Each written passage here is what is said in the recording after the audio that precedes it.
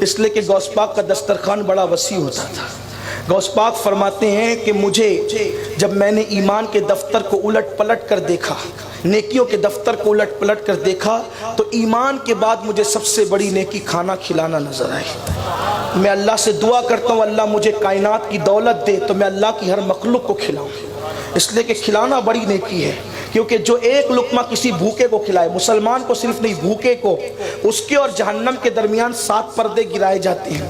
ایک پردے سے دوسرے پردے کا فاصلہ 1000 سال کا ہوتا ہے، یعنی ایک لقمے پر اتنا جہنم سے دور کر دیا جاتا ہے 7000 سال کے فاصلے پر۔ پیٹ بھر کے کھلانے پر کیا ہوگا؟ جو آج لوٹ مار کر کے کھا رہے ان کو پتہ نہیں ہے کہ کھانے کی فضیلت نہیں ہے، کھلانے کی فضیلت ہے۔ اس لیے کہ کھاؤ تو بدبو بنتا ہے، کھلاؤ تو جنت کا مزدہ ملتا ہے۔ اس لیے اللہ والوں کو کھانے کی فکر کم ہوتی تھی، کھلانے کی فکر زیادہ ہوتی تھی۔ اسی لیے آپ دیکھیں جس ولی کے آستانے پہ جائے آپ کو لنگر ہی ملے گا، کھلانے کا معاملہ ملے گا۔ غوث پاک کے یہاں لنگر، غریب نواز کے یہاں لنگر، صابر پاک کے یہاں لنگر۔ اور میرے صابر نے تو یہ شان کی 12 سال بھوکے رہ کر دشمنوں کو کھلایا۔ اللہ اکبر! رہ کے فاقے میں غریبوں کو کھلانے والے ایسے ہوتے ہیں محمد کے گھرانے والے۔ لوگوں سے چھین کے کھانا تو سب کو آتا ہے، بھوکے رہ کے کھلانا کوئی حضور کے گھرانے سے سیکھے۔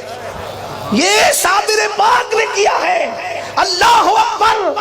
تو غوث پاک یہاں کھانے کی بڑی فراوانی تھی، بہت فراوانی تھی۔ لنگر تقسیم ہوتے تھے، لوگ کھاتے ہی رہتے تھے، اور لنگر میں بھی چھوٹی موٹی چیز نہیں پکتی تھی۔ یہاں بھی ایک بات تھوڑی کہنا چاہتا ہوں، برا نہیں مانے تو۔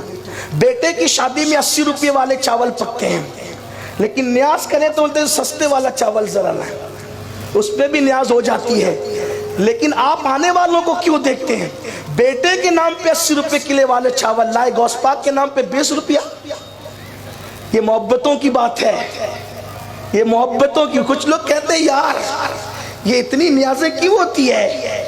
اگر یہ پیسے اٹھا کے مدرسے میں دے دیے جائیں تو جو ہر سال عمرہ کو جاتے وہ پیسے بھی پھر مدرسوں میں دے دو، جو ہر سال حج کو جاتے وہ پیسے بھی مدرسوں میں دے دو، سبھی مدرسوں میں دے دو۔ پھر امام حسین نے 25 حج کیوں کیے؟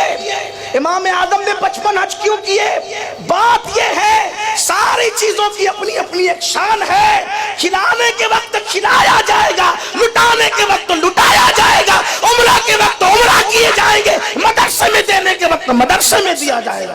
ہم مدرسوں کے مخالف نہیں ہیں، ہم لوگ خود مدرسے چلاتے ہیں الحمدللہ۔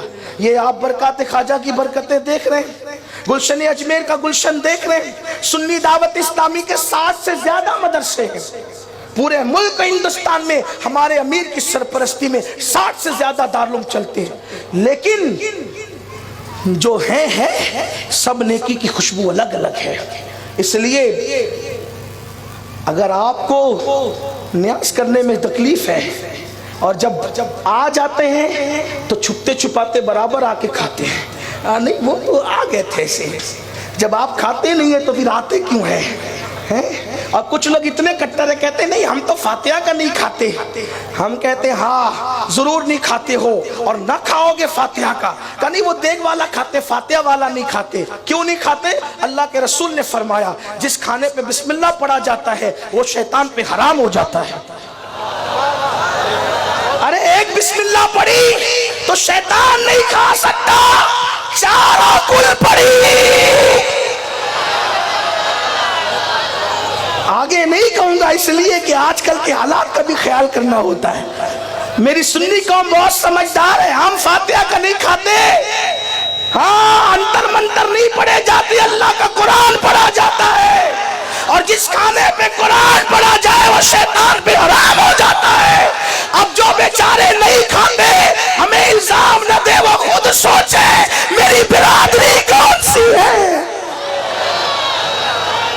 میں کوئی چھیڑ چھاڑ کی بات نہیں کر رہا ہوں، لیکن لوگ ہمیں زخم دیتے ہیں، لوگ ہمیں صدمہ دیتے ہیں۔ قرآن پڑھا جائے نہیں کھاتے ہو، اور تم نے کیا کیا لکھا ہمیں پتہ ہے، لیکن میرا عنوان وہ نہیں ہے۔